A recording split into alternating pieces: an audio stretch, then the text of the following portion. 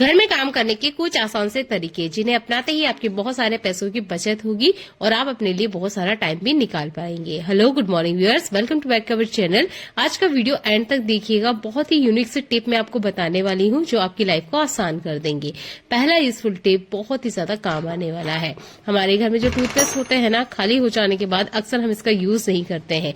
आपने कुछ भी चीज ऐसी लेनी है जिसको आप इस तरीके से इस पे घुमाएंगे जिससे कि इसका जितना भी पेस्ट है वो लास्ट में इकट्ठा हो जाएगा। मैंने चाकू की मदद ली है।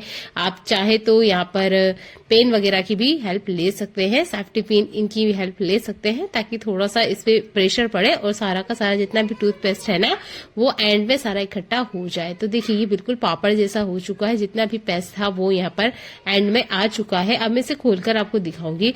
देखने में ऐसा लगेगा कि इसके अंदर कुछ भी टूथपेस्ट नहीं है, ये तो खाली है, बेकार है, क्या ही यूज में आएगा, क्योंकि निकलने के नाम पे बाहर नहीं आता है। तो इसे बाहर कैसे निकालें? आप ले लीजिए सीजर, क्योंकि इसे यूं भी हम डायरेक्ट डस्टबिन में फेंक ही रहे हैं, तो आप इसे इस तरीके से कट कर लीजिए। अब इसकी जो बचे हुए पार्ट है, जो बड़ी है, इसमें आप चाकू वगैरह रख के बाहर टॉयलेट में ले जा सकते हैं। चाकू से किसी तरह से बेक को कोई नुकसान नहीं होगा। ये ट्रिक तो हुआ इसके बचे हुए पैकेट को जुड़ा हुआ। अब आप इसे खोल के देखेंगे, आप देखेंगे इसके अंदर ना काफी सारा टूथपेस्ट है।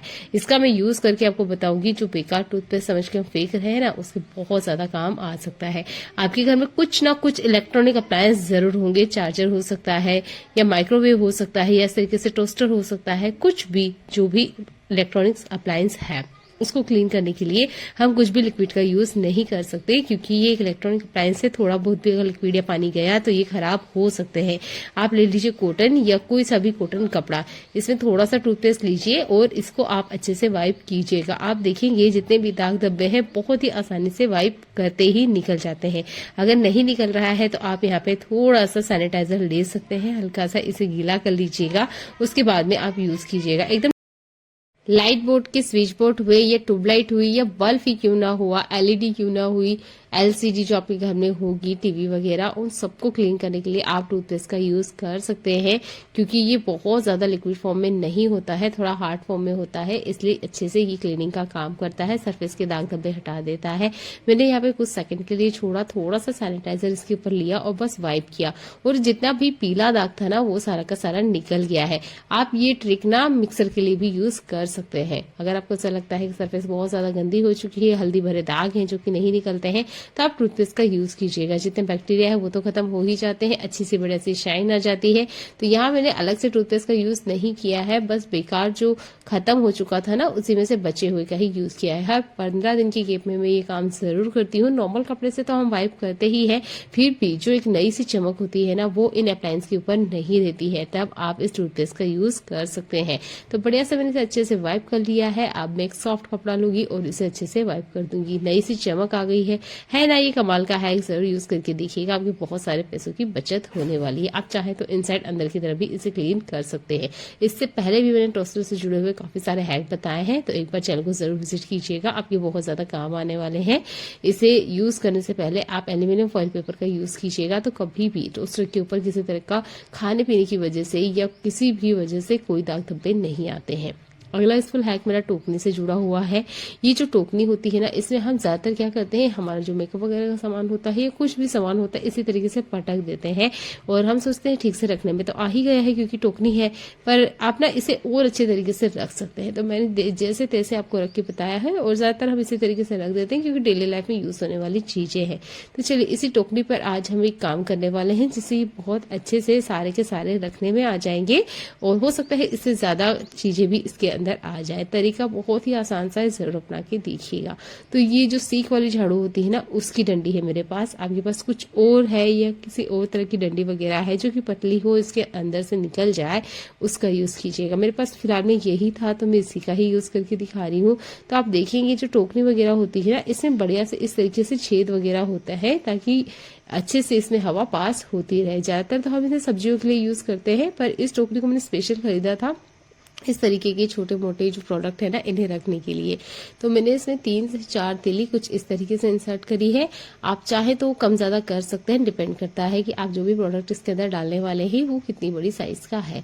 तो मैंने यहाँ पर 4 इस तरीके से लकड़ियों को डाला और 4 इस तरीके से स्क्वायर फॉर्म में इसको बना के रेडी किया। जब मैंने इसके अंदर ये प्रोडक्ट फिट करने की कोशिश की तो नहीं आ रहे थे, तो 1, 2, तीली या जो बोल सकते हैं लकड़ी वो मैंने निकाली भी है। तो आप अपने सामान की साइज के अकॉर्डिंग इसे घटा बढ़ा सकते हैं। अच्छे से इस तरीके से इंसर्ट कर दीजिएगा। अब आप देखेंगे यहाँ पर कुछ लकड़ियों की साइज बड़ी है, किसी की छोटी है, तो आप इसे ना अपने हिसाब से कट कर लीजिएगा। ये स्टेबल रहे इसके लिए मैंने रबड़ का यूज किया है, ताकि ये बार बार खिसके नहीं, क्योंकि बार बार हम इसका यूज करेंगे, दिन में 10 बार तो टच करना होता ही है। तो इस तरीके से अगर बना रहे हैं तो ये अच्छे से सेफ और सिक्योर भी होना चाहिए, ताकि बाद में हमें किस तरह की कोई दिक्कत ना आए। तो ये रबड़ हम लेडीजों के पास जरूर होते हैं, इसका यूज करना है, कुछ इस तरीके से इसके ऊपर लगा देना है।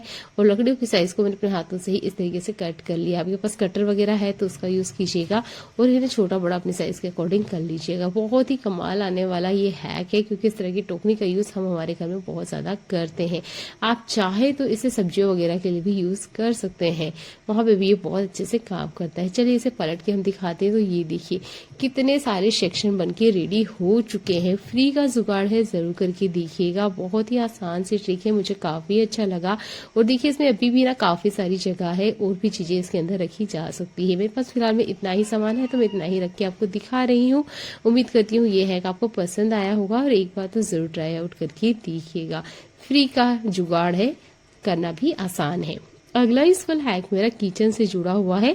हमारे किचन में ना हल्दी होती है, अदरक होता है, ये कुछ मसाले ऐसे होते हैं जो हमें हमारे किचन में जरूरी भी होते हैं। पर जब हम इन्हें गर्मियों के मौसम में रखने की कोशिश करते हैं बाहर या फ्रिज के अंदर, ये सड़ने गलने लग जाते हैं। फ्रिज में इसमें सड़न या गलन लगने लग जाती है, और अगर इसे फ्रिज के बाहर रखें तो गर्मी की वजह से ये सूखने लग जाते हैं।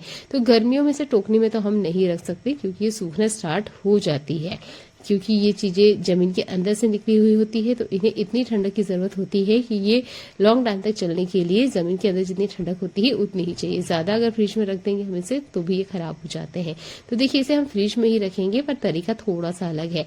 आप ले लीजिए टिश्यू पेपर या कोई सा भी नॉर्मल कॉटन कपड़ा, उसके अंदर डाल दीजिए 1 चम्मच भर के नमक, और इसकी ना हमें एक छोटी सी पोटली बनानी है।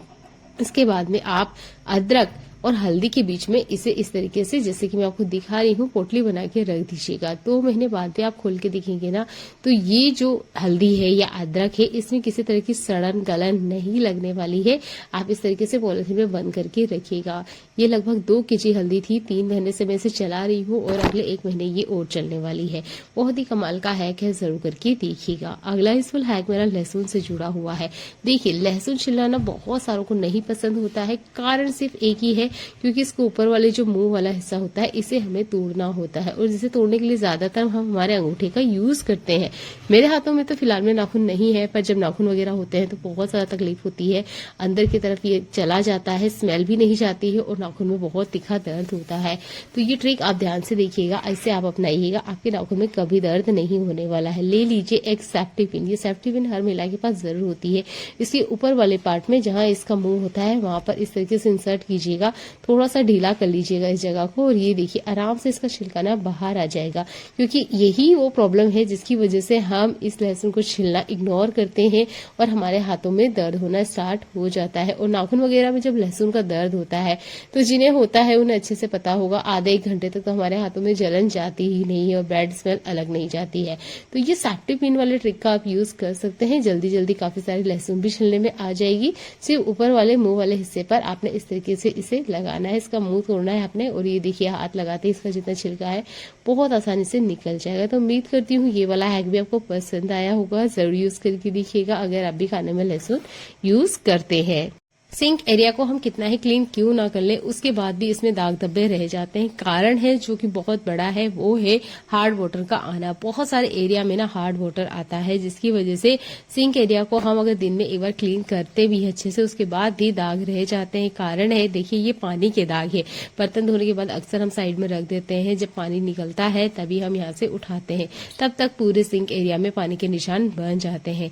तो पूरे दिन में एक काम जरूर कीजिएगा, या कम से कम 3 दिन की गैप में ये काम कीजिएगा। यहाँ पर ले लीजिए आप टूथपेस्ट, थोड़ा सा बचा हुआ टूथपेस्ट था तो मैं इसी का यूज करके आपको दिखा रही हूँ। तो यहाँ पर मैं इसी कैप को बंद कर रही हूँ। आप चाहे तो किसी बर्तन वगैरह में से ट्रांसफर कर लीजिएगा, मैं डायरेक्ट इसी में ही करके आपको दिखा रही हूँ। मैंने लिया है खाने वाला नॉर्मल नमक, जो कि हम खाने में यूज करते हैं।